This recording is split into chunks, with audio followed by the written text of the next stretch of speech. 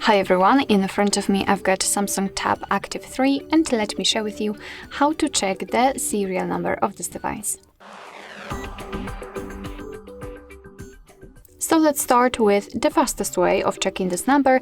We have to enter the dialer and enter a specific code, which is *#06#. And as you can see at the very bottom of this pop-out window, we've got the serial number of this device.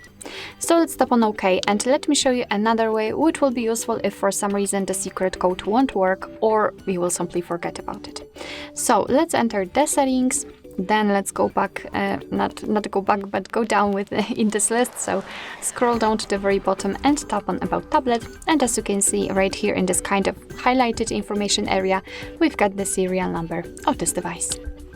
Alright, so that will be all. Thank you so much for watching. I hope that this video was helpful, and if it was, please hit the subscribe button and leave the thumbs up.